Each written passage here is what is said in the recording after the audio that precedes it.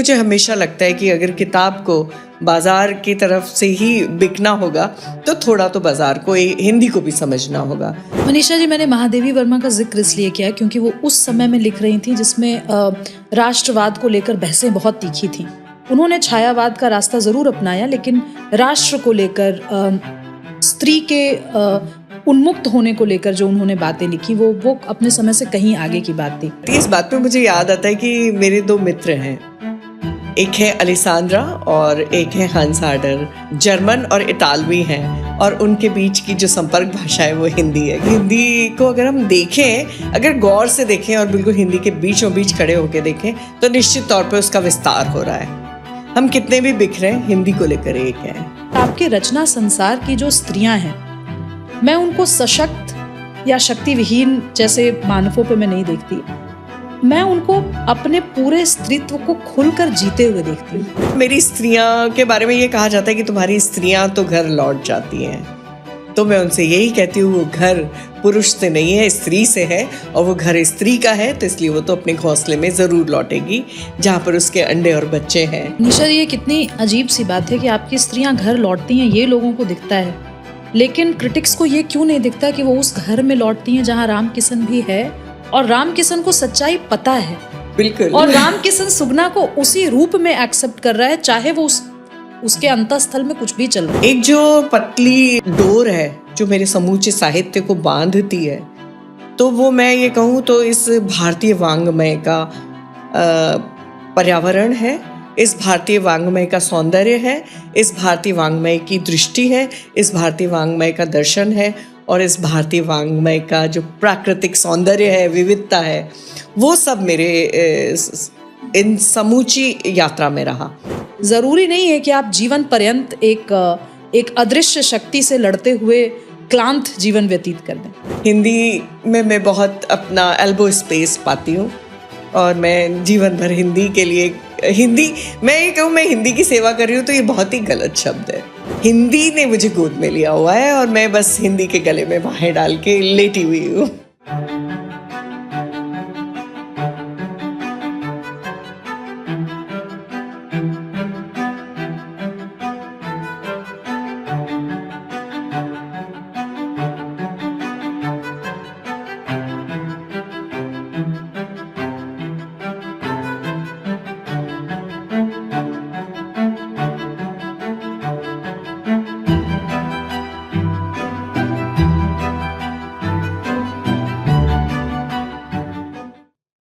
नमस्कार, स्वागत है आपका शब्द विश्व के इस एपिसोड में। आज हम एक ऐसी साहित्यिक शख्सियत से बात करेंगे जो कई बार अपने इनफॉर्मल इंटरैक्शन में मुझसे कहती हैं कि देखो मैं और साहित्यकारों जैसी नहीं हूँ। मैं बात कर रही हूँ मनीषा कुलश्रेष्ठ जी की, जिन्होंने लगभग 10 लघु कहानियाँ लिखी हैं, 7 उपन्यास लिखे हैं, 3 यात्रा वृत्तांत लिखे हैं, 1 कविता संग्रह लिखा है, और इसके अलावा ये बहुत कुछ लिखती रहती हैं, पढ़ती रहती हैं, समझती रहती हैं। फेसबुक पोस्ट्स भी जो इनके होते हैं वो इनके साहित्य का ही एक तरह से आप कहिए कि माइक्रोकॉज्म होते हैं, क्योंकि ये बहुत कम लिखती हैं लेकिन सार्थक लिखती हैं, और जो भी लिखती हैं कमाल का लिखती हैं। मनीषा जी को मैं किस रूप में आपसे इंट्रोड्यूस करूं मैं नहीं कह सकती, क्योंकि इन्होंने थोड़ा इतिहास लिखा है, इन्होंने थोड़ा ज्योग्राफी लिखा है, यात्रा वृत्तांत जो इनके हैं वो एक तरह से मनोवैज्ञानिक रूप से एक बहुत अंदर की यात्रा का भी दस्तावेज रहे हैं। मनीषा जी नारीवादी नहीं हैं, लेकिन उन्होंने नारी मुक्ति जैसे शब्द भी मैं उसके साथ नहीं जोड़ सकती, लेकिन स्त्रियों का जो एक पक्ष है, शक्ति पक्ष है, उस पर इनका जो काम है वो बहुत सघन और बहुत ही उत्कट काम है। तो आज हम कोशिश करेंगे कि मनीषा जी के साथ उन सभी मुद्दों पर बात करें जो आपके और हमारे जीवन से जुड़े हैं, और वो बातें भी जो हम आम जीवन में कई बार इग्नोर कर देते हैं, लेकिन वो कहीं ना कहीं पीछे पार्श्व में चलती रहती हैं। मनीषा जी, बहुत बहुत स्वागत है आपका। बहुत शुक्रिया शुभ्रास्ता, अच्छा लग रहा है आज तुमसे मिलके और इस तरह से बात करने में। मनीषा जी, मैं शुरुआत इससे करती हूँ कि हिंदी साहित्य की जो दुनिया है और अंग्रेजी साहित्य की जो दुनिया है, मैं चूंकि अंग्रेजी की विद्यार्थी रही हूँ और काफ़ी करीब से स्ट्रक्चरली एकेडमिकली इंग्लिश को पढ़ा है, तो मैं देखती हूँ कि यहाँ जो तीखी बहसें होती हैं वो जनरली तू तू मैं में कन्वर्ट हो जाती हैं। मैं इसलिए ये सवाल आपसे पूछ रही हूँ क्योंकि आप जैसे लोग जो गढ़ रहे हैं उनका लिखा हुआ सच अंग्रेजी के दृष्टिकोण से बहुत अलग होता है, और वो एक्चुअली समाज का जो आईन जिसको हम कह सकते हैं, जो सच्चा आईना है, वो आप लोगों की रचनाओं में दिखता है। तो ऐसी क्या वजह है कि ये पक्ष उभर के सामने नहीं आ पाता? इसके साथ मैं जोड़ दूं कि हमें इस युग की महादेवी कब मिलेंगी? मुझे लगता है कि अगर हम हिंदी और अंग्रेज़ी की बात करें तो जो एक ख़ास जो तुमने मुझे पूछा कि अंग्रेज़ी और हिंदी का जो एक रवैया पे बात करती हूँ, तो मैं अगर प्रोफेशनलिज्म पे बात करूँ तो अंग्रेज़ी वाले एडिटिंग में और सिनॉप्सिस में और भाषा को लेके कई स्तरों पे एडिटिंग पे बहुत विश्वास रखते हैं। और वहीं हिंदी साहित्य में ये है कि हम लोग अपने आप पे इतना कॉन्फिडेंस रखते हैं कि हमें किसी एडिटर की ज़रूरत नहीं है। तो मुझे लगता है कि वहाँ कहीं ना कहीं प्रोफेशनली हम लैक करते हैं। वहाँ पे अंग्रेज़ी साहित्य में हर लेखक का अपना एजेंट होता है, लेकिन हम हिंदी साहित्य वाले अपने आप को प्रोजेक्ट करने से बचते हैं, हम बाज़ार की तरफ मुंह करने से बचते हैं। लेकिन मुझे हमेशा लगता है कि अगर किताब को बाज़ार की तरफ से ही बिकना होगा तो थोड़ा तो बाज़ार को हिंदी को भी समझना होगा। तो मुझे लगता है कि एक प्रोफेशनलिज्म अब धीरे धीरे हिंदी में भी आ रहा है और हिंदी धीरे धीरे ग्लोबली एक्सेप्टेंस में, क्योंकि मुझे लगता है कि अगर रेत समाधि को बुकर मिला है तो मुझे लगता है कि हिंदी को लेकर एक जीवंतता और हिंदी को लेकर एक नई दृष्टि वैश्विक तौर पे समाहित हो रही है। और रही बात हिंदी के विमर्श और विवादों की तू मैं में बदलने की, तो मुझे लगता है कि ऐसा अंग्रेज़ी में भी होता होगा, लेकिन हिंदी में होता है तो हमें थोड़ा अजीब लगता है, क्योंकि हम भाषा के तौर पे बहुत आगे कहीं नीचे उतर जाते हैं। तो लेकिन मुझे लगता है कि विवाद और विभेद और असहमतियाँ तो अच्छी हैं, लेकिन अगर हम भाषा और गरिमा का ख्याल रखें और हम अपने मूल्यों पर तटस्थ रहें तो मुझे लगता है कि इन असहमतियों से भी कुछ अच्छी बात निकल के आ सकती है। तो मुझे लगता है कि तू मैं जो सोशल मीडिया की है उसको इतनी हम तवज्जो ना दें, तो हिंदी भी कहीं ना कहीं अपनी गरिमा के साथ आज भी खड़ी है। और रही बात इस युग की महादेवी की, तो मुझे लगता है कि आने वाले समय में कहीं ना कहीं कोई एक बड़ा परिवर्तन आएगा और हिंदी को भी उसके अपने बड़े लेखक और दोबारा से स्थापित होगी। मनीषा जी, मैंने महादेवी वर्मा का जिक्र इसलिए किया क्योंकि वो उस समय में लिख रही थी जिसमें राष्ट्रवाद को लेकर बहसें बहुत तीखी थीं। उन्होंने छायावाद का रास्ता ज़रूर अपनाया, लेकिन राष्ट्र को लेकर, स्त्री के उन्मुक्त होने को लेकर जो उन्होंने बातें लिखी वो अपने समय से कहीं आगे की बात थी। मैं इसलिए पूछ रही हूँ क्योंकि हालांकि रेत समाधि को बुकर मिला और वो कमाल का उपन्यास है।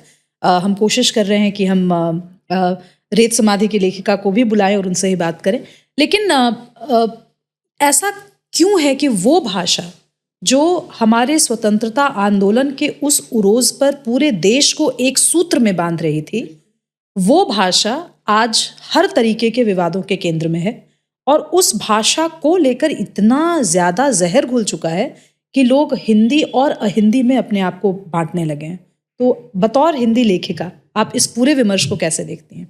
मुझे लगता है कि जो भी हिंदी में लिख रहे हैं वो हिंदी के अस्तित्व को लेकर बाकायदा संघर्षरत हैं। अभी कल परसों में अंतर्राष्ट्रीय भाषा सम्मेलन में थी, तो वहाँ पर हिंदी को लेकर बार बार बात हो रही थी। प्रवासी उस सम्मेलन में पूरे विश्व से आते हैं और भारत आके हिंदी के पक्ष में और हिंदी के लिए बात करते हैं। और मेरे बहुत सारे प्रवासी भारतीय मित्र हैं जो विदेश में हिंदी की उपस्थिति को लेकर लगातार बड़ा काम कर रहे हैं। तो मुझे लगता है कि वो तो हो ही रहा है और हिंदी को इंटरनेट ने बहुत जगह दी है। तो मुझे लगता है कि एक समय आएगा, और मुझे लगता है हम अगर पिछले दशकों को देखें तो उन दशकों से हम हिंदी में काफ़ी आगे बढ़ गए हैं।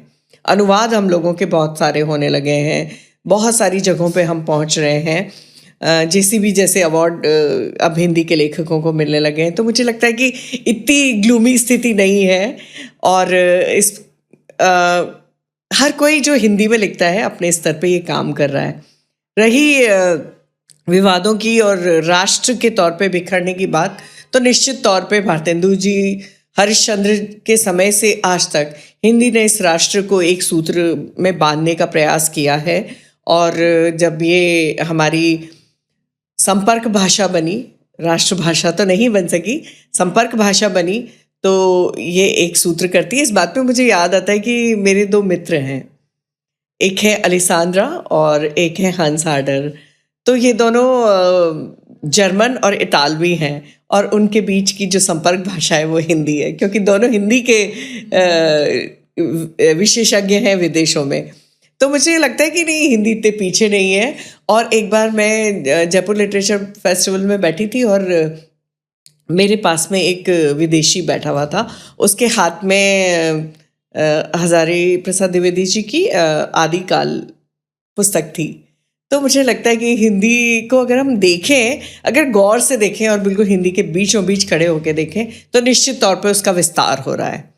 हम कितने भी बिखरे, हिंदी को लेकर एक हैं। बिल्कुल आप सही कह रही हैं मनीषा जी। इससे मुझे ध्यान आ रहा है कि आजकल सोशल मीडिया पर भी जो विदेशों से जो कंटेंट, कल्चरल कंटेंट भारत को लेकर के आता है, वो कई बार सिर्फ हिंदी ही नहीं, वो कई प्रादेशिक भाषाओं में भी होता है। जैसे मुझे अचानक से भोजपुरी, मैथिली और मगही बोलने वाले ऐसे कई ब्लॉगर्स के नाम ध्यान आ रहे हैं। तो ये बात आपकी बिल्कुल ठीक है और मैं दर्शकों से भी आग्रह करूंगी कि हिंदी हमारी राष्ट्रभाषा हो या नहीं, हिंदी नहीं बोलने पर मार पिटाई जैसी जो भी आप घटनाएं, राजनीतिक घटनाएं आप देखते हैं, उसके बीच आप ये ज़रूर ध्यान रखिए कि हिंदी को देखने का नज़रिया एक ये भी हो सकता है कि एक हिंदी भाषी उपन्यास, कविता, कहानी लेखिका के मित्र जो कि विदेशों से हो सकते हैं और वो हिंदी को अगर अपनी भाषा बना सकते हैं, तो बतौर महाराष्ट्रियन, बतौर कन्नडिगा, बतौर कोई भी हम क्यों नहीं एक्सेप्ट कर सकते हिंदी को। मनीषा जी, बात को थोड़ा आगे बढ़ाती हूँ और मैं आपसे ये पूछना चाहती हूँ कि आपके रचना संसार की जो स्त्रियाँ हैं, मैं उनको सशक्त या शक्ति विहीन जैसे मानकों पे मैं नहीं देखती, मैं उनको अपने पूरे स्त्रीत्व को खुलकर जीते हुए देखती हूँ। वो चाहे कोई भी आपकी विधा रही हो जिसमें आपने एक्सपेरिमेंट किया हो, या कोई भी पात्र रहा हो, वो या तो वो कठपुतली की सुगना, कठपुतली की सुगना है, या फिर वो त्रिकोणीय प्रेम में जो स्त्री है वो है, या फिर वो स्त्री है जो कि कविता भी लिख रही है। तो आप इन सब के बीच मनीषा कुलश्रेष्ठ को कहाँ पाती हैं? Where is your voice? बिल्कुल, मैं एलिस वॉकर की बड़ी फ़ैन हूँ। जब वो लिखती हैं कि देखिए, मैं तो जैसे वो लैटिन अमेरिकन औरतों की बात करती हैं, अफ्रीकन औरतों की बात करती हैं, तो उन पे जो यूरोपियन फेमिनिज्म है ना, बिल्कुल सूट नहीं करता। तो एलिस वॉकर कहती हैं कि मैं फेमिनिज्म में नहीं, वुमनिज्म में बिलीव करती हूँ कि जहाँ मैं सज सकूँ, मैं अपने त्यौहार मना सकूँ, मैं अपने देह के कॉन्टूर्स को भी उत्सव मना सकूँ, उसका अपने स्त्री होने का उत्सव मना सकूँ। मुझे इस पुरुषों की दुनिया में पुरुष बन के फेमिनिज्म को आगे नहीं बढ़ाना है। तो मैं उनकी बातों से यकीन कर सकी कि मैं भारतीय स्त्री हूँ। मेरा फेमिनिज्म निश्चित तौर पे सिमोन द बुआ या नाओमी वुल्फ या और भी जो स्त्रियां हैं जिन्होंने फेमिनिज्म का परचम लहराया, उनसे मेरा फेमिनिज्म निश्चित तौर पे अलग होगा, क्योंकि मैं भारतीय स्त्री हूँ, मैं उत्सव प्रिय हूँ, मुझे श्रृंगार प्रिय है, मुझे अपने परिवार को संभालना प्रिय है, और जो हमारा परिवार जो इस भारतीय सभ्यता का एक मजबूत स्तंभ है, उसे तोड़ना बिल्कुल पसंद नहीं है। तो निश्चित तौर पे मेरी स्त्रियां के बारे में ये कहा जाता है कि तुम्हारी स्त्रियां तो घर लौट जाती हैं। तो मैं उनसे यही कहती हूँ, वो घर पुरुष से नहीं है, स्त्री से है, और वो घर स्त्री का है, तो इसलिए वो तो अपने घोंसले में ज़रूर लौटेगी जहाँ पर उसके अंडे और बच्चे हैं। तो अक्सर मेरी नायिकाओं का घर में वापस लौटना, कई बार सवाल लोग करते हैं जो खांटी फेमिनिस्ट हैं कि तेरी स्त्रियां घर लौट जाती हैं, क्योंकि मेरी स्त्रियां सड़क पे नहीं घूमना चाहती, मेरी स्त्रियां ऑल वल्नरेबल नहीं होना चाहती बलात्कारों के लिए। तो जो घर है और घर की सुरक्षा है उसमें निश्चित तौर पे लौटती हैं, लेकिन अपनी दमदारी से, अपनी शर्तों पे, अपने परचम को साथ लिए और अपने वुमनिज्म को लेकर, जहाँ वो एक भारतीय स्त्री है, उत्सव को पसंद करती है, परिवार को पसंद करती है। तो मुझे लगता है कि मेरी स्त्रियां उतनी मजबूत हैं जितनी कि कोई भी स्त्री मजबूत हो सकती है। और मनीषा जी, ये कितनी अजीब सी बात है कि आपकी स्त्रियां घर लौटती हैं, ये लोगों को दिखता है, लेकिन क्रिटिक्स को ये क्यों नहीं दिखता कि वो उस घर में लौटती हैं जहाँ राम किशन भी है और राम किशन को सच्चाई पता है और राम किशन सुगना को उसी रूप में एक्सेप्ट कर रहा है, चाहे वो उसके अंतःस्थल में कुछ भी चल। और जब उसकी परीक्षा हो रही है, धर्म परीक्षा, तो वो जो छिपकली का तेल वो बच्चों के साथ भेजता है कि सुगना को देना, इससे हाथ पे फफोले नहीं पड़ेंगे। ऐसे ही मेरी केयर ऑफ स्वाद घाटी की जो नायिका है सुगंधा, वो वापस लौटती है तो वो इसलिए नहीं लौट रही है, लेकिन वो अभिनय में अपना परचम गाड़ के फिर अपने घर लौट रही है, अपनी शर्तों पे लौट रही है। और मैं ये सवाल, अभी आपके आने के पहले बहुत सारे एकेडमिशियंस और स्कॉलर्स भी आए हैं हमारे पॉडकास्ट पे, और मैंने बार बार उनसे पूछा है कि साहित्य में जो रस था, साहित्य में जो आनंद था, साहित्य में जो शांति थी, वो ढूंढने के लिए भी कई लोगों ने साहित्य चुना। जैसे मैं मेडिकल स्टूडेंट आराम से बन सकती थी, बट अब मुझे नहीं करना था। मुझे जीवन में थोड़ा आराम से, गहराई से फिलॉसफी और ये सारे डिसिप्लिन्स को छूना था, तो मैंने अंग्रेजी साहित्य पढ़ना चुना। लेकिन जिस तरीके से साहित्य पढ़ाया गया, उससे मैंने जो आपसे इनफॉर्मली उपमा यूज़ की, सीरिंज लेकर के सारा आनंद निकाल लिया गया, एवरीथिंग बिकेम पॉलिटिकल। तो जो साहित्य, ये भी बात कहना बहुत ज़रूरी है कि साहित्य में आनंद, शांति, रेजोल्यूशन, कॉन्फ्लिक्ट रेजोल्यूशन, इनके साथ भी संवाद आगे बढ़ सकता है। ज़रूरी नहीं है कि आप जीवन पर्यंत एक अदृश्य शक्ति से लड़ते हुए क्लांत जीवन व्यतीत कर दें। सबसे पहले तो शुभ्रास्ता में एक बहुत तुम्हारे लिए बात कहना चाहूँगी कि तुम कह रही हो कि अंग्रेजियत का ज़माना है। देखो, तुमने अंग्रेज़ी साहित्य में अपना पोस्ट ग्रेजुएशन किया और शायद आगे भी, लेकिन तुम्हारी हिंदी देखो ना, दोनों भाषाओं पे तुम्हारा जो अधिकार है वो इतना कमाल है। तो मुझे ये लग रहा है कि ये सबसे बड़ी आशा की किरण है हिंदी के लिए कि तुम्हारी जो शब्द भंडार है वो इतना समृद्ध है। और तुम्हारा जो सवाल था वो क्या था? अभी मैंने सवाल नहीं पूछा था, मैं आपकी बातों में मुग्ध होकर के कुछ अपने तो बिल्कुल मेरे को लगता है कि भारतीय स्त्री को झंडा उठाने की ज़रूरत नहीं है। अगर हम अपने पुराणों में जा रहे हैं तो वो पंचकन्याओं के स्मरण मात्र से, तो वे पंचकन्याएं कौन है? वो कोई रियल वर्जिन्स नहीं है उनको, लेकिन कन्या माना है। द्रौपदी को कन्या माना, तारा, मंदोदरी, कुंती और अहिल्या को कन्या माना। क्यों? क्योंकि वो जो बाकी उनसे जुड़े पुरुष थे वो उनकी छाया नहीं थी। तो इसलिए जब जिस देश में यहाँ से स्त्री का आज़ादी और उसकी चेतना आरंभ होती हो, तो उसको कहीं भी किसी भी पाश्चात्य फेमिनिज्म को अपनाने की ज़रूरत नहीं है। वो अपना फेमिनिज्म खुद खड़ा कर सकती हैं। चूँकि आपने मेरी भाषा का जिक्र किया, तो मैं यहाँ ज़रूर कहना चाहूँगी कि मेरी माँ संस्कृत स्कॉलर हैं। उन्होंने दर्शन शास्त्र पढ़ा है, तो शायद भाषा पे पकड़ शायद उनकी वजह, शायद नहीं 100% उनकी वजह से आया है कि अंग्रेज़ी माध्यम में पढ़ने के बावजूद उनका हमेशा ये आग्रह रहा कि घर में हिंदी बोली जाएगी और हिंदी भी अंग्रेज़ी मिश्रित नहीं होगी। आप हिंदी में बात करिए तो हिंदी में बात करिए, अंग्रेज़ी में कर रही हैं तो पूर्ण रूप से अंग्रेज़ी में बात करिए। तो शायद कुछ उसकी छाप रही होगी। ये इसलिए भी कहना ज़रूरी है क्योंकि हमारे घर में पितृसत्ता नहीं रही। पितृसत्तात्मक समाज जरूर रहा, स्ट्रक्चरली आप देखें तो जरूर पितृसत्ता रही कि भाई प्रॉपर्टी किसके नाम होगी, खेत किसके नाम है, इन पे सवाल जरूर उठाए जा सकते हैं। लेकिन घर जो अमूमन जो भारतीय घर होते हैं, जहाँ पे स्त्रियां ही शक्ति का केंद्र होती हैं, जैसा आपने कहा कि घर स्त्रियों से होता है, वैसा ही घर हमारा रहा, वैसा ही घर आपका भी रहा, जहाँ तक मैं आपके अलग पॉडकास्ट से समझ पाई।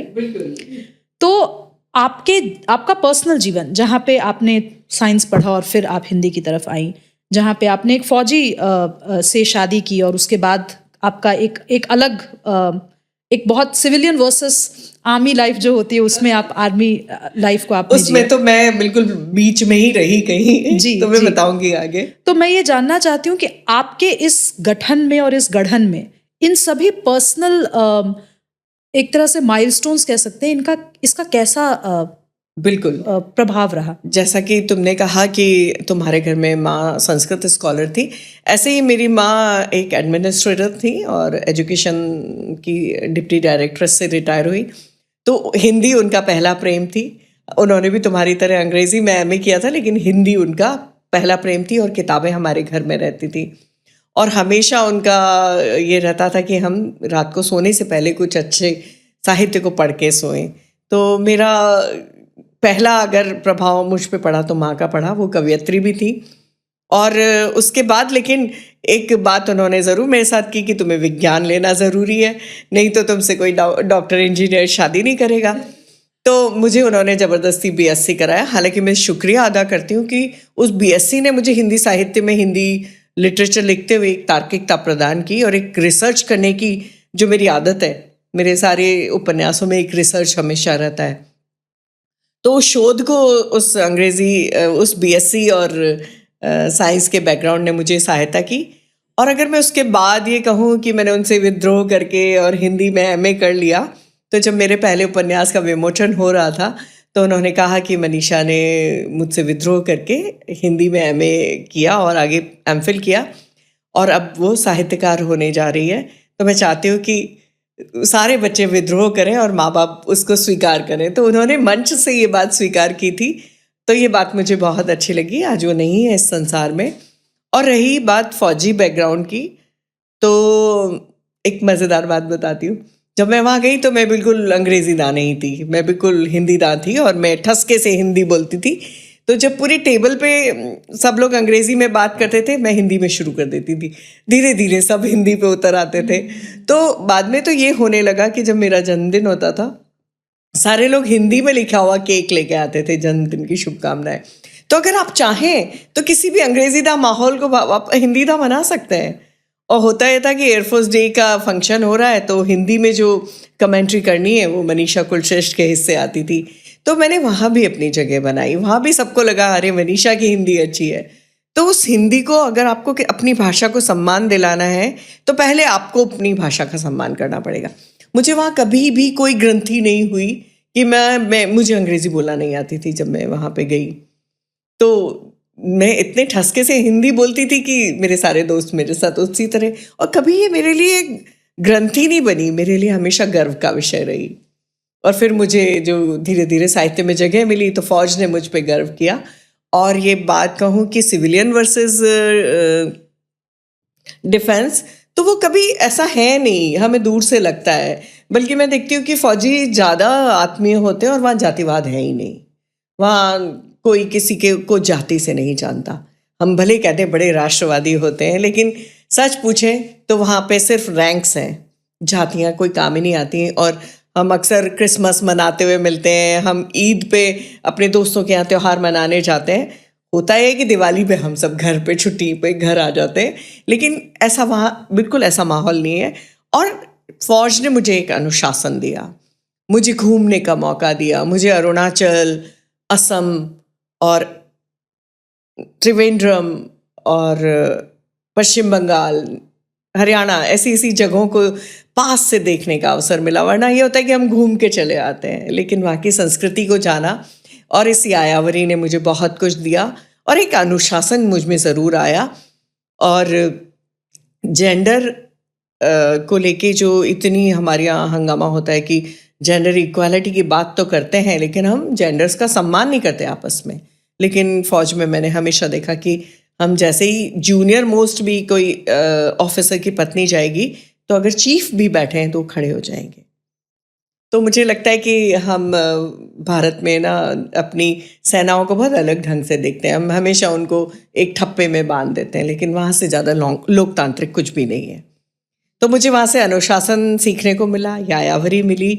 और मुझे ये कभी फ़र्क नज़र नहीं आया कि सिविलियन वर्सेस डिफेंस। मैं अपने सिविलियन दोस्तों के साथ भी उतनी मगन और मस्त रहती हूँ और अपने डिफेंस के दोस्तों के साथ भी। मनीषा जी, आपकी रचनाओं में एक्चुअली जो अनुशासन की आपने बात की, और ये बहुत इम्पॉर्टेंट बात आपने की है, क्योंकि इस पे मुझे लगता है आपका सारा रचना संसार टिका है। आपने कितने ही सारे जॉनर्स में काम किया है, और पूरा जो बॉडी ऑफ वर्क है आपका, उसमें बहुत बारीकी से कोई देखे तो 4-5 ठोस आर्गुमेंट्स निकल करके आएंगे, बट वो इतने संतुलित और इतने संयम के साथ लिखे हुए हैं कि मुझे लगता है वो बिना अनुशासन के संभव नहीं था। बिल्कुल, जैसे मेरे प्रकाशक भी मुझ पे भरोसा क्यों करते हैं। अगर वो कहते हैं कि इस तारीख को किताब भेज दें, तो मेरी समय पे काम करने की जो आदत है वो मैं उतने ही उसमें कर देती हूँ। कोई संपादक मुझसे कहानी मांगते हैं कि इस तारीख तक दे दीजिएगा, तो ये मेरी जिम्मेदारी होती है कि मैं वो करूँ। तो ये ज़रूर मेरी एक छवि बनी है कि मैं समय पे काम करके देती हूँ, तो वो मुझे लगता है कि मुझे सेना से और अपने पति के काम करने के तरीके से ये मुझे प्राप्त हुआ है।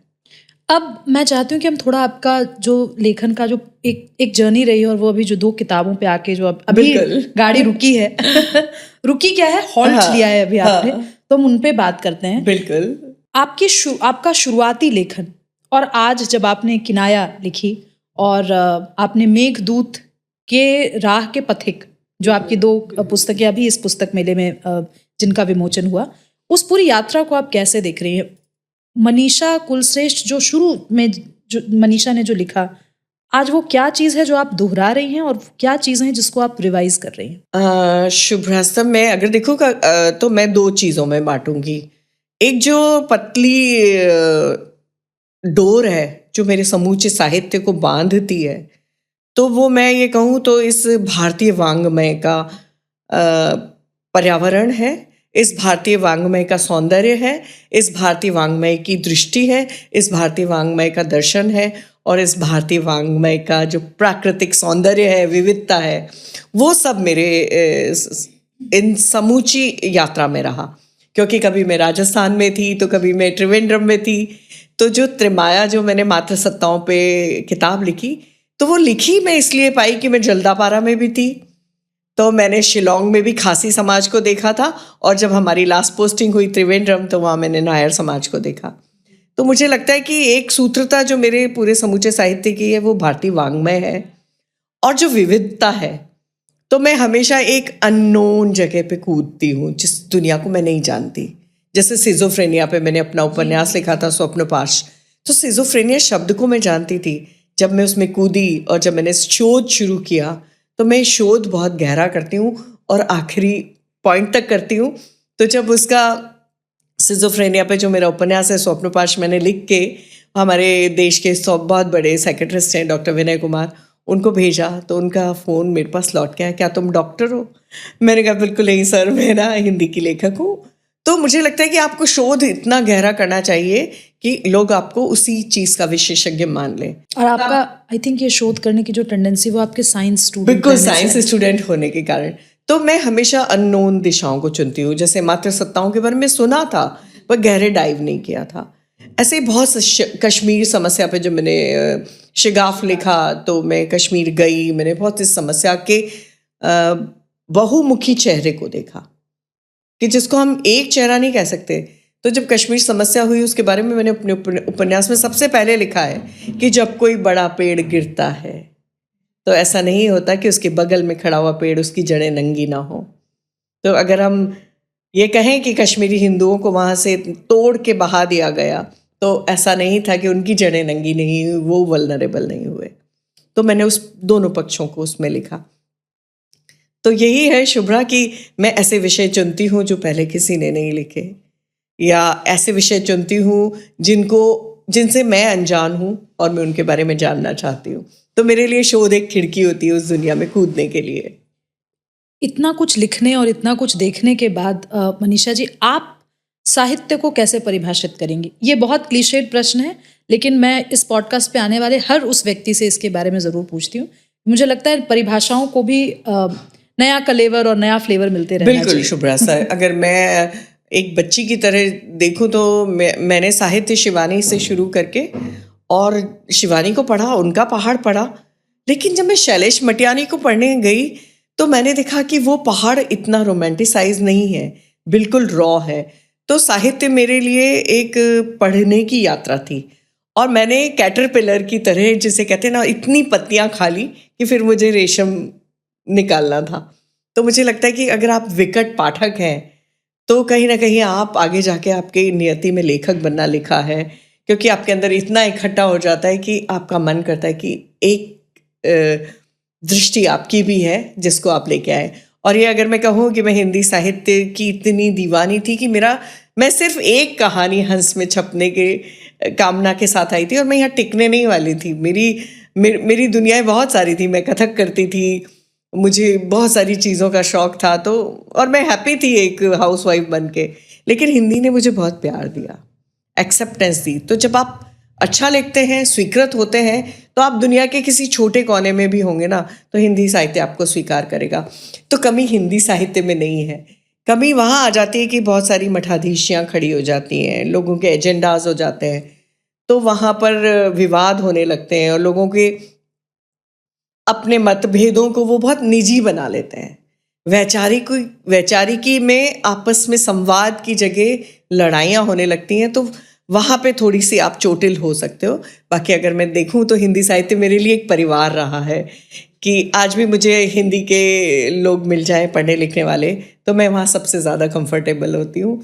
और किताबें मेरे लिए बहुत प्रिय हैं। और जैसे मैं विदेशी साहित्य की बात करूँ तो मैं अंग्रेज़ी की कोई किताब मिलेगी तो ज़रूर पढ़ूंगी, लेकिन मुझे अनुवाद मिल जाएगा तो मैं ज़्यादा शौक से पढ़ूंगी, क्योंकि उसके लिए मुझे पॉज नहीं लेना पड़ेगा। तो हिंदी मेरा घर है, हिंदी में मैं बहुत अपना एल्बो स्पेस पाती हूँ और मैं जीवन भर हिंदी के लिए मैं ये कहूँ मैं हिंदी की सेवा कर रही हूँ तो ये बहुत ही गलत शब्द है।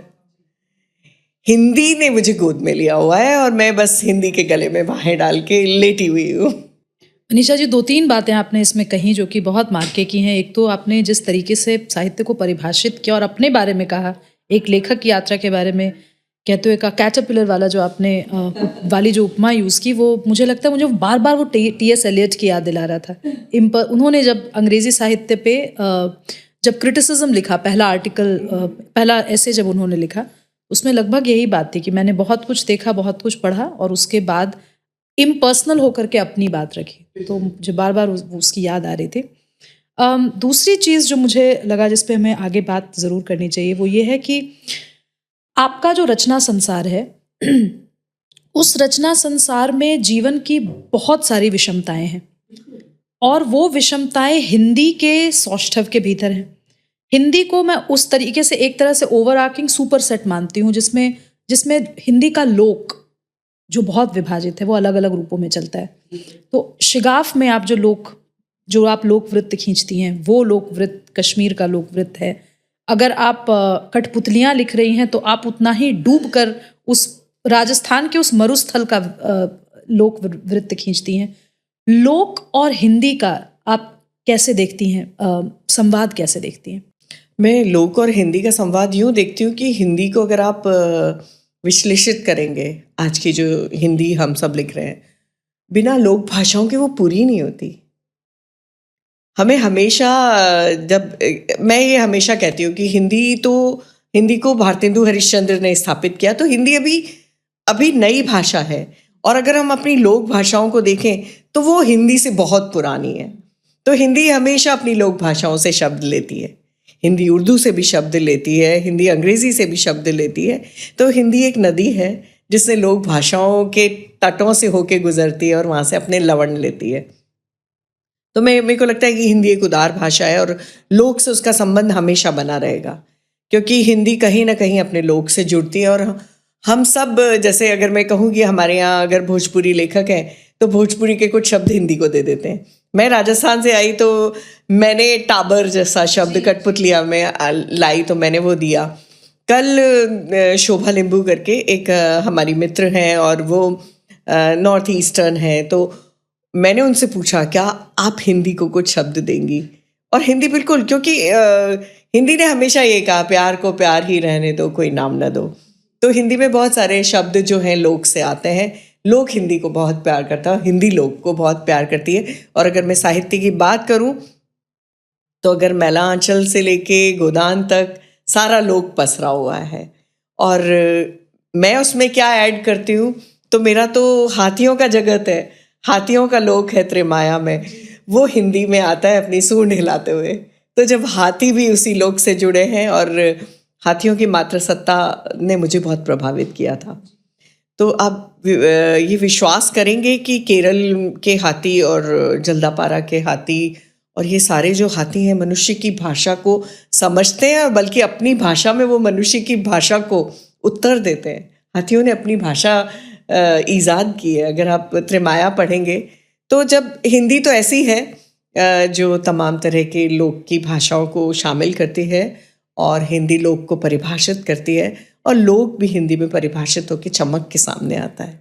मनीषा जी, आप लिख रही हैं, आपके समय ही गीतांजलि श्री भी लिख रही हैं, जिनको बुकर भी मिला है, और आपके समय अनामिका जी भी लिख रही हैं। तीनों का मैं तीनों को प्रतिनिधि मानकर एक सवाल पूछना चाहती हूँ।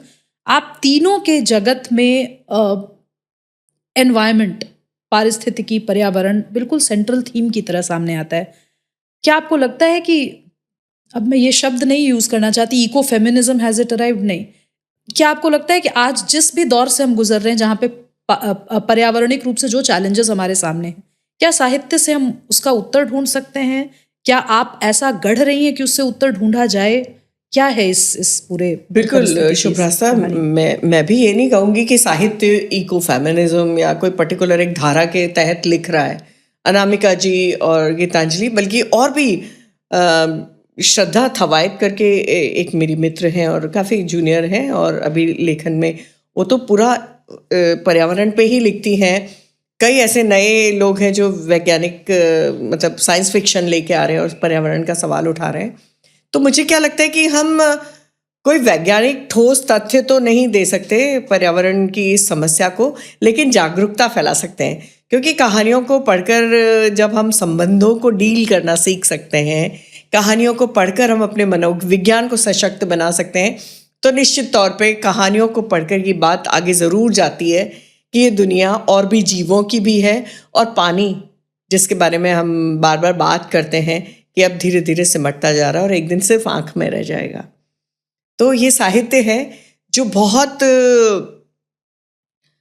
तरह तरह से इस बात को अभिव्यक्त कर सकता है और लोगों तक संप्रेषित हो सकता है कि भाई अब हमें ज़रूरत है कि हम अपनी उपभोक्तावादी चीज़ों को थोड़ा कम करते हैं। उपभोक्ता का जो हमारी मनोविज्ञान है कि हर चीज़ खरीद लो, उसको हम थोड़ा कम कर दें।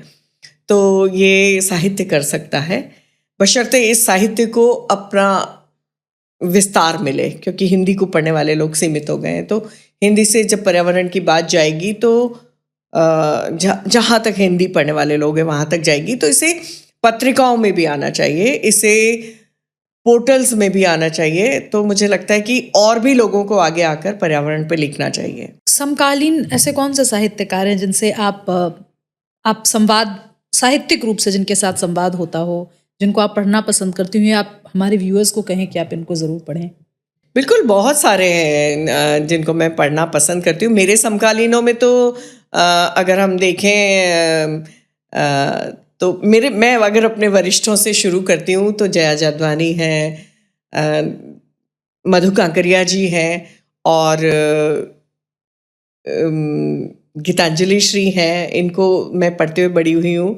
और उर्मिला शिरीष जी हैं। ये सारे लोग हैं। और पुरुषों में मैं अगर बात करूँ मेरे समकालीनों की, तो मुझे बहुत जो पसंद आते हैं, जिनका लिखना योगेंद्र आहूजा हैं और मनोज उपड़ा हैं, जिनको मैं बहुत शौक से पढ़ती हूँ। और मेरे समकालीन साथियों में प्रत्यक्षा हैं, जिनको मैं पढ़ती हूँ, अल्पना है।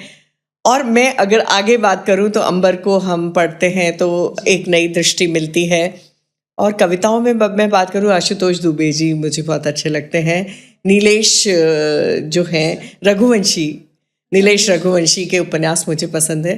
तो बहुत सारे ऐसे लोग हैं जो मेरे समकालीन हैं और जो मुझे बहुत प्रिय हैं, जिनको मैं पढ़ना पसंद करती हूँ। व्यक्तिगत कारणों से अंबर जी हमारे पॉडकास्ट पे नहीं आ पा रहे हैं, तो इस पॉडकास्ट के माध्यम से मैं उनसे अपील करूंगी कि अब आप प्लान बना लीजिए कि दिल्ली आइए और जल्दी हम लोग बात करें, क्योंकि अंबर जी का भी जो भाषा और वैविध्य है। जैसे अगर मतलब हिंदू देखें तो उन्होंने उस समय की गुजराती मिश्रित हिंदी जो लिखी है, कमाल का है। और वो जो माहौल गढ़ा है वो बहुत कमाल का है। उसके पास है इस दृश्यात्मकता को और भाषा को एक अपार विस्तार देने की क्षमता उसमें है। अब मैं चाहती हूँ कि आप अभी आपने जो मेघदूत के ज्योग्राफी पे जो काम किया है, आपने उस पर ज़रूर बात कीजिए। बिल्कुल शुभ्रास्ता, ये बात वहाँ से शुरू होती है कि मेरी माँ के पास एक बहुत पुराना सा नागार्जुन का अनुवाद था मेघदूत का। उसमें बड़े सुंदर चित्र रेखांकन बहुत सुंदर थे। यक्षिणी बनी हुई थी, मेघ बने हुए थे और प्रेमी युगल बने हुए थे। तो मैं उसको बार बार पलटती थी। फिर धीरे धीरे उसको मैंने पढ़ना शुरू किया। जब मैं थोड़ी बड़ी हुई, उसके पन्ने भुरभुरे हो गए थे, लेकिन वो बार बार मैं उसको पलट पलट के पढ़ती थी और मैं देखती थी कि हमारे भारत का कवित्वमय भूगोल पहले कालिदास ने और नागार्जुन ने उस अनुवाद के तहत कैसे रचा है। तो जब वो भूगोल पढ़ती थी तो मेरे अपने शहर की नदी चित्तौड़गढ़ की गंभीरा नदी का उसमें जिक्र था, और मेरे ना जिसे कहें कि रोंगटे खड़े हो गए और एक अंदर से भीषण उत्साह भर गया। और क्योंकि मैं प्रकृति प्रेमी हूँ तो पूरा मेघ मार्ग जो है प्रकृति के सौंदर्य से भरा पड़ा है। तो जब ये हुआ, बहुत सालों तक ये मन में रहा कि ये यात्रा पूरी जो मेघ ने की, काश मैं कर पाऊँ। तो जब संस्कृति विभाग की फेलोशिप निकली थी, सीनियर फेलोशिप, उस समय यात्रा वृत्तांतों पे थी, तो मैंने भर दिया और वो मुझे मिल गई। तो मुझे लगा कि मेरे पंख लग गए हैं, और फिर मैंने वो पूरे मेघ मार्ग की यात्रा का प्लान बनाया, पूरा यात्रा की। और इस पूरी यात्रा में तुम हैरान होगी कि जहाँ जहाँ शिव के कदम थे, क्योंकि कालिदास शिव प्रेमी हैं, और जहाँ जहाँ जा रहे हैं महाकाल से मिल रहे हैं, मंदसौर जा रहे हैं तो पशुपतिनाथ से, और सीधे कैलाश तक पहुँचते हैं और शिव का इतना सुंदर वर्णन करते हैं। तो आप जिन जिन उन जगहों पे गई, वहाँ वहाँ बुद्ध भी थे। तो ये पूरा शिव पथ तो था ही, ये बुद्ध का भी गमन का पथ था। कैलाश तक जाके मैंने वहाँ गोम्फाज और बौद्धिज्म को देखा। तो ये बात मुझे बहुत हैरान करने वाली थी। और ये पूरी यात्रा, जिससे मेरा भूगोल तो ठीक ही किया, मेरा इतिहास भी बहुत ठीक कर दिया, और बल्कि तार्किकता से सोचने लायक कर दिया। और मज़ेदार बात ये थी कि इसमें बहुत मतभेद थे कि ये वाला रामटेक है जो कि नागपुर के पास है या सरगुजा के पास। तो वहाँ पे मैं खुश होके कहती थी, हुर्रा, यहाँ पे 2 जगह जाने को मिलेगा। तो ऐसे करके मैंने बहुत लंबी यात्रा की, और इस समूची किताब में को आते आते 5 साल लगे, क्योंकि ये यात्राएं मैंने 2017-18 में की थी। 19 में मैंने अपनी फेलोशिप जमा कराई, 2 साल मुझे वहाँ से परमिशन लेने में लगे, फिर प्रकाशक को दिया, और अब ये किताब आ गई है। तो ये मेरा ड्रीम प्रोजेक्ट है और इससे मुझे बहुत प्रेम है। और तुम विश्वास करोगी, जब मैं पहली बार रामटेकरी पहुंची तो बड़ी गर्मी थी दिन में, और आषाढ़ का पहला दिन था, और मैं बहुत उदास हो गई। मैंने कहा देखो, पहला मेघ तो आया ही नहीं। तभी मैं सब लौट रहे थे पसीना पहुंचते हुए, मैं अपनी दोस्त के साथ थी। तो भी उसने कहा कि मौसम कुछ गड़बड़ हो रहा है। मैंने कहा ये गड़बड़ नहीं हो रहा है, ये मेरा सपना पूरा हो रहा है। और एक बड़ा सा बादल सामने आया, तो मैंने कहा हेलो ब्रो, तुम ही हो ना? उसने बिजली चमकाई, यस आई एम देयर। तो वो आषाढ़ का पहला बादल जिस तरह से मेरे सामने नमूदार हुआ, इस यात्रा को लेके मेरा उत्साह बढ़ गया। और जब मैं कैलाश तक पहुंचती हूँ और शिव का औघड़ रूप देखती हूँ, शिव आपको मृत्यु से साक्षात्कार कराते हैं। मेरा 2 बार वहाँ मृत्यु से साक्षात्कार हुआ। पहला ये हुआ कि मुझे वाइल्ड लाइफ का बहुत शौक है, तो कैलाश के जो परिक्रमा के दौरान ना बड़े भुरभुरे पहाड़ हैं, उनमें बड़े छेद हैं, उनमें से हवा गुजरती है तो ऐसा लगता है कोई बांसुरी बजाता हुआ चल रहा है। बड़ा इथीरियल सा माहौल होता है वहाँ पे। जो ये सोच के जाए ना कि मैं अध्यात्म की यात्रा नहीं कर रहा हूँ, उसको आध्यात्म अपने अंदर सक कर लेगा। तो ऐसे करके मैं खड़ी हुई थी कि मुझे लगा कि कोई स्नो लेपर्ड की आवाज़ आ रही, गुर्र करके। तो अचानक से मैंने देखा एक बौद्ध भिक्षु थे, उन्होंने मुझे घसीटा और दूर ले गए। मेरे को समझ नहीं आया ऐसा क्या हुआ मेरे साथ। तभी वो पूरा पहाड़ भर भरा के ठीक उसी जगह गिरा जहाँ मैं खड़ी थी। फिर उन्होंने मुझे बहुत सारी टॉफ़ीज़ दी और मुझे एक ही बात कही कि I love your country because तुम्हारे देश ने मेरे गुरुजी को शरण दी हुई है, दलाई लामा को। तो वो नाम नहीं ले पा रहे थे वहाँ पे। चीन है, अब तिब्बत चीन के कब्जे में है, आप वहाँ दलाई लामा का नाम भी नहीं ले सकते। तो वो मुझे कृतज्ञता के तौर पे बहुत सारी टॉफ़ी और मेरी जान मुझे लौटा कर वो चले गए वहाँ से। तो मेरे बहुत सारे अद्भुत अनुभव इस किताब में संचित हैं। मनीषा जी, ये हो सकता है पर्सनल सवाल लगे आपको, you can choose not to answer, लेकिन कैसा रिश्ता है आपका शिव के साथ? क्योंकि मैं जब आपके फेसबुक पोस्ट पढ़ती हूँ तो मुझे एक बहुत महीन अध्यात्म आपके पूरे जीवन में दिखता है। तो अगर आप इस पर बात करना चाहें। बिल्कुल करना चाहूँगी। अगर मैं सीधे शिव की बात करूँ, सबसे पहला जो अगर मैं बात करूँ कि सबसे पहले जब मंदसौर में हम छोटे बच्चे थे और पिकनिक पे चित्तौड़गढ़ से मंदसौर जाते थे, और वहाँ मैंने पहली बार पशुपतिनाथ की मूर्ति देखी थी। और उस मूर्ति को, अब तो हम बहुत मूर्ति को कई मालाओं से और इन सब से ढक देते हैं, लेकिन वो समय ऐसा था जब मूर्तियों को इतना नहीं ढका जाता था। तब मैंने पहली बार पशुपतिनाथ की मूर्ति देखी। वो पंचमुखी मूर्ति है, उसमें शिव के 5 रूप हैं। बालपन, युवावस्था, अधेड़ावस्था, जरावस्था, सारी अवस्थाओं में शिव। तो शिव को मैं प्रकृति का ईश्वर मानती हूँ, और मैं अगर ये कहूँ कि मैं एक ईश्वर में विश्वास करती हूँ, वो प्रकृति है, तो शिव उसमें समाहित है। तो जब मैं कैलाश यात्रा पे गई तो कैलाश मुझे दिखे नहीं पहले दिन, और मैं बहुत निराश थी, और मैंने मन ही मन कहा कि दिखे तो नहीं। तो हुआ ये कि रात को मेरी जो एक सहयात्रिणी थी बहुत बीमार हो गई, तो उन्होंने कहा मेरा दिल घबरा रहा है, मुझे बाहर जाना है। तो मैं उनको लेके बाहर गई, और हम दोनों लघु शंका निवारण के लिए भी गए। तो हम दोनों वहाँ खड़े ही थे कि अचानक से एक पर्दा हटा, सामने शिव के आकार के ही है कैलाश, कैलाश कहे हमें, कैलाश का अर्थ होता है क्रिस्टल संस्कृत में। तो कैलाश ऐसे ही खड़े हुए थे, और उनके नेत्र ऐसे, अगर आपको लगे कि शिव जैसे नेत्र हैं, कोई भी आप कैलाश परिक्रमा करते हैं आपको हर वक्त लगता है कि आपको देख रहे हैं, तो एकदम से पर्दा हटा। और जो मैं ये सोच के चल रही थी कि मैं तो मेघ मार्ग की यात्रा कर रही हूँ, मैं तो ये कोई धार्मिक यात्रा नहीं है, लेकिन वो अचानक से वो यात्रा अचानक से आध्यात्मिक यात्रा बन गई, और मैंने कैलाश के ऊपर ऐसे आकाश गंगा को जाते हुए देखा। तो पूरा का पूरा समूचा शिव रूप ही मेरे सामने खड़ा था। तो निश्चित तौर पे मैं प्रकृति के और दर्शन के, और कहूँ तो मृत्यु से साक्षात्कार और इस धरती को क्षणभंगुर मानने वाले उस शिव की निश्चित तौर पे कहीं मन ही मन में एक आराध्य हूँ। मतलब मैं उनकी आराधक हूँ, मैं उनकी पुजारी हूँ, वो मेरे आराध्य हैं। आपको शिव का औघड़ रूप से आप ज़्यादा रिलेट कर पाती हैं, या शिव का जो गृहस्थ रूप है वो आपको ज़्यादा? अगर क्योंकि मैं कैलाश देखूं, देखा जाए तो कैलाश घर अगर है तो वो शक्ति का है। बिल्कुल शक्ति का ही घर है। उसमें कालिदास लिखते हैं ना जी। कि जाना तुम कैलाश की उन तलहटियों में, वहां तुम देखोगे कि शिव अपना हाथ बढ़ा के भवानी को हाथ दे रहे हैं, और वो सीढ़ियां चढ़ रही हैं। वो सीढ़ियां तुमको कैलाश में दिखेंगी, और मैं हैरान होती हूँ कि कालिदास वहां सच में कैलाश तक गए थे, और वो एरियल व्यू से देख रहे हैं। तो वो तो भवानी का घर है वहां पे डोलमाला पास में, जिसको गौरी कुंड है कहते हैं। तो वो गौरी कुंड देख के ही रोंगटे खड़े हो जाते कि गौरी यहाँ नहाने आती थी।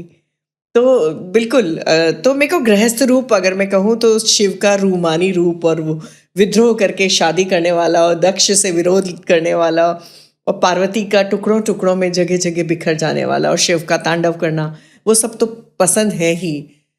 मैं उनके औघड़ रूप को तब तक नहीं जान पाती जब मैंने अगर कैलाश परिक्रमा की, तो मुझे याद है कि मैं 5 दिन नहाए भी नहीं थे, और अपनी देह से बिल्कुल विमुख हो गए थे। बस चले जा रहे थे, चले जा रहे थे, बाल खड़ंक हो गए थे, इस त्वचा जल गई थी, और परवाह नहीं थी इस देह की। तो तब मुझे लगा कि औघड़ रूप भी शिव ने आपको इसी जीवन में दिखा दिया है। तब मुझे उस औघड़ रूप का भी अपने अंदर दर्शन हुआ कि औघड़ होना भी, अपनी देह से विमुख होना भी कितनी बड़ी बात है। मैं जनरली बहुत रेजिस्ट करती हूँ ओपिनियंस देना अपना, लेकिन मुझे लग रहा है कि एक बात मैं ज़रूर इसमें ऐड करना चाहती हूँ। हम लोगों को पढ़ाया गया कि भाई हमारे जीवन में वो 4 धर्म अर्थ काम मोक्ष, आपको चारों की परिणति चाहिए। शिव आपको बताते हैं कि आप किसी एक को में अगर आप डूब करके अगर आप उसको फॉलो कर रहे हैं तो वो चारों आप एक साथ जी सकते हैं। शिव बिल्कुल हैं जी तो सकते गृहस्थ। हैं। तो कुमार संभव जब कालिदास ने लिखा, और जिसके बारे में एक किंवदंती है, उसमें मैं आगे बात करूंगी, तो पूरा एक बहुत ही सुंदर उन्होंने दाम्पत्य का एक स्वरूप रचा है। उसमें काम भी प्रमुख रूप से मौजूद है, तो वैराग्य भी है। तो कालिदास के बारे में कहते हैं कि जब उन्होंने कुमार संभव लिखा, तो क्योंकि वो शिव भक्त थे और काली के भी भक्त थे, जो पार्वती का स्वरूप है, तो उन्होंने उनको श्राप दिया कि तूने मेरा ना ऐसा विवरण दिया है, जा तू स्त्री के कारण मरेगा। तो कहते हैं कि किसी वैश्या के कारण कालिदास की मृत्यु हुई थी। तो उस पे एक कहानी है, क्योंकि कालिदास जैसे कि कवि थे और बिल्कुल अपने मस्त मौला थे, तो उन्होंने एक राजा से आश्रय लेने से मना कर दिया और वहाँ से चले गए। तो राजा को अपनी गलती का एहसास हुआ, तो उन्होंने एक कविता अधूरी समाज में पूरे जगह पे भिजवा दी कि कालिदास इसको पढ़ेंगे तो इसको पूरा करेंगे। तो वो कविता जैसे उन तक पहुंची मुनादी के थ्रू, तो उस वैश्या ने कहा कि ऐसे ऐसे कविता है, तो कालिदास ने उसको पूरा कर दिया और वैश्या उसको अपनी कविता कह के पैसे लेने चली गई राजा से। तो राजा को पता चल गया कालिदास कहाँ है। तो कहते हैं कि फिर बात उस वैश्या ने कालिदास की हत्या करवा दी थी। तो ये किंवदंती है और सत्य भी हो सकता है, लेकिन अगर हम कहें कि धर्म अर्थ काम मोक्ष सभी इसी धरती पे है, मोक्ष भी यही है, तो इसका भान आपको शिव कराते हैं। और मैं ये नहीं कहती कि शिव वही है जहाँ मंदिर है, शिव हर जगह है। और शिव वही नहीं है जो केवल हम हिंदू धर्म में मानते हैं, शिव वहाँ भी है जहाँ पे धर्म नहीं भी है, इसीलिए वो अघड़ है, वो कहीं भी है। जी जी। आप मल्लिका से कैसे टकराई? मैं मल्लिका से कैसे टकराई, तो मैं एक साप्ताहिक हिंदुस्तान में एक लेख आया था मल्लिका पे। उसके बाद कथादेश में भी मल्लिका के कुछ चीज़ें उनकी लिखी हुई छपी थी। और भारतीय क्योंकि मैं 1 मिनट लेकर के ज़रूर बताना चाहूँगी व्यूअर्स को कि मल्लिका को लेकर के जो लिखा है मनीषा जी ने, वो कमाल का साहित्य है। इसलिए कमाल का है क्योंकि वो एक तो आपको आज की परिस्थिति में मल्लिका को एक तरीके से डिफाइन करते हुए उसके पूरे कैरेक्टर को गढ़ता है। वो आपको हिंदी साहित्य की यात्रा भी कराता है, और वो इस रूप में कराता है कि आपको कई बार मुक्तिबोध भी याद आते हैं। तो ये एक बहुत ही सुंदर और टॉप ऑफ द क्लास साहित्यिक कृति है, जिसको पढ़ करके आप बहुत सारे रसों का विरेचन आपके अंदर होगा, और ये ज़रूर पढ़ी जानी चाहिए। मुझे नहीं पता इस पे बहुत ज़्यादा बात होती है या नहीं होती। नहीं, काफ़ी बात हुई मल्लिका पे। और मल्लिका, अब लोग मुझसे बात करते करते कहते हैं मल्लिका पर मैं हमेशा उनसे कहती हूँ नहीं, मैं खाली मल्लिका नहीं हूँ, मैं मन्नो भी हूँ, क्योंकि मेरे घर का नाम मन्नो है। तो भारतेंदु हरिश्चंद्र पे बहुत लिखा गया था। तो जब उनके ऊपर लिखी हुई जो उनकी जीवनियाँ थी मैं पढ़ती थी, और मल्लिका के ऊपर जो 2 अंकों में आलेख निकले थे वो मैंने पढ़े थे। तो जब मैं भारतेंदु हरिश्चंद्र जी की जीवनियाँ पढ़ रही थी तो 2 जीवनियाँ पढ़ी मैंने, श्याम सुंदर दास जी की और एक और। तो उनमें लिखा था चंद्र में कलंक मल्लिका, गुलाब में कांटा मल्लिका। बस ये बात अखर गई मुझे। फिर मैंने खोज शुरू की।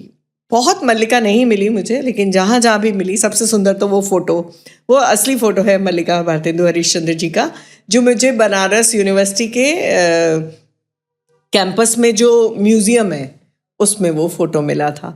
तो वो देख के मुझे लगा कि मल्लिका खाली प्रेमिका नहीं थी, भारतेंदु हरिश्चंद्र जी की प्रेरणा भी थी और प्रेम पोषिता भी थी। तो मैंने फिर उन पे खोजना शुरू किया। मल्लिका का जितना साहित्य उपलब्ध था सब पढ़ा, और बाकी जो खाली खांचे थे, तो मैं ये कहूँगी कि कहीं ना कहीं मेरे साथ खड़े होके मल्लिका ने अपने आप को लिखवाया है। जैसे मैं कहूँ कि गणेश जी ने व्यास जी को महाभारत गणेश जी ने लिखवाई, तो कहीं ना कहीं मल्लिका मेरे साथ थी। कई बार तो ये होता था कि मुझे होश ही नहीं होता था कि मैं रात भर जग के क्या लिख रही थी। जी, मैंने वो एक आपके पुराने किसी पॉडकास्ट में पढ़ा और सुना, और वो परकाया प्रवेश वाली बिल्कुल परकाया प्रवेश वाली बात थी। और उनकी सगाई, कई तो उनका बचपन तो कहीं मिलता ही नहीं है, पर ये मिलता है कि विद्यासागर जी, ईश्वर चंद्र विद्यासागर जी के गांव की थी वो, 21 परगना आसपास। तो तब मैं नॉर्थ वहीं पे पश्चिम बंगाल के उस हिस्से के आसपास ही पोस्टेड थी हाशिमारा में। तो मैंने वो कुछ यात्राएं की और कुछ चीज़ें खोजी, और मैंने फिर वो दृश्य गढ़ के मल्लिका को लिखा। तो मैं सच कहूँ तो उसमें मल्लिका 20% है, बाकी सब वो है जो मल्लिका ने मुझे कहीं कोई अंतर्दृष्टि दी, तो वो है। मैं मतलब ऐसी सुपर नेचुरल चीज़ों में विश्वास नहीं करती हूँ, लेकिन मैं कहीं ना कहीं अवचेतन जागृति में विश्वास करती हूँ। तो कहीं ना कहीं अवचेतन में आके मुझे लगता है कि मल्लिका ने कहीं मुझे नॉक किया था, तो अपने आप को लिखवा लिया। कि उसकी एक बहुत बड़ी घटना है कि मैंने जब तक मल्लिका नहीं लिखा था और छप नहीं गया था, तब तक मैं भारतेंदु भवन नहीं गई थी, और मैंने मल्लिका में भारतेंदु भवन का चित्र खींचा है। उसमें एक सीढ़ियाँ हैं जो सीधे भारतेंदु जी के कक्ष में जाती है बिना अंदर घर में घुसे हुए। तो मैं वहाँ पहुँची तो वहाँ पे एक सीढ़ियाँ थी जो चौक में से सीधे जा रही थी। तो मालिनी जी जो उनकी बहू है, उन्होंने कहा, मैंने कहा ये सीढ़ियाँ कहाँ जाती हैं? तो उन्होंने कहा सीधे दादा के कक्ष में। मेरे रोंगटे खड़े हो गए और मैं वहीं उन सीढ़ियों पे बैठ गई। मैंने कहा मेरा एक फ़ोटो यहाँ खींच दीजिए। तो मुझे लगता है कि बहुत सारी चीज़ें लेखक के जीवन में ऐसी होती हैं, और मेरे ही नहीं, बहुत सारे लोगों के जीवन में ऐसी हुई हैं जिन्होंने डेजा वू की अनुभूति कराई है। डेजा वू या एस्ट्रल ट्रैवल, अगेन बिल्कुल, सुपरनैचुरल, बिल्कुल। लोग सुपरनैचुरल जिसको मानते होंगे, परकाया प्रवेश जैसा कुछ होता होगा, मुझे नहीं पता, लेकिन एस्ट्रल ट्रैवल तो एक scientifically, you can call it, scientifically yes. Mandated एक टर्म है। कई लोग एस्ट्रल ट्रैवल करते हैं। मैं पर्सनली कई ऐसे लोगों को जानती हूँ जो कहीं भी बैठे हुए बिल्कुल, और उन्होंने कोई ट्रेनिंग नहीं ली है, ऐसा भी नहीं है कि they have trained psychologically into something. वो मेरी तो कई कहानियों पे आता है कि सुनिए आपने मेरी कहानी कैसे लिख दी, और जिन्हें मैं जानती भी नहीं होती हूँ कि अरे मैंने तो नहीं ऐसा कुछ लिखा था, आपको मैं जानती भी नहीं हूँ, कहते नहीं आपने अनजाने मेरी कहानी लिख दी है। मनीषा जी, आपका बहुत बहुत धन्यवाद। शुभ्रा, बहुत मजा आया तुमसे बात करके। Thank you. Thank you. मैं ज़रूर चाहूँगी कि आप मनीषा कुलश्रेष्ठ जी को पढ़ें, इसलिए क्योंकि ये आज हमारे समय का ना केवल जिंदा दस्तावेज हैं इनकी जो रचनाएं हैं, बल्कि इसलिए भी क्योंकि इन्होंने जिस तरीके से किसी सब्जेक्ट को अप्रोच किया है वो हर तरीके के स्कॉलर्स और एकेडमिशियंस के लिए एक मिसाल है। जब इन्होंने ऐतिहासिक कुछ लिखना शुरू किया तो इतिहास में डूब गई। जब इन्होंने यात्रा वृत्तांत लिखना शुरू किया तो ज्योग्राफी, हिस्ट्री सबको घोल करके पी लिया, और तब अपना ऑटोबायोग्राफिकल पुट उसमें छोड़ा। और मैं ये मानती हूँ कि कई बार ऑथर्स को बहुत ज़्यादा परेशान नहीं करना चाहिए ये पूछ करके कि आपने ये क्यों लिखा, ऐसे क्यों लिखा, इसकी राजनीति क्या थी, क्योंकि राइटर्स को जो लिखना था उन्होंने लिख दिया। अब ये क्रिटिक्स का काम है कि वो उस पर कैसे मीमांसा करें। फिर भी आपने इतने गरिमापूर्ण और औदात्यपूर्ण तरीके से मेरे सभी सवालों का जवाब दिया मनीषा जी, इसका बहुत बहुत शुक्रिया। बहुत शुक्रिया शुभ्रा। Thank you.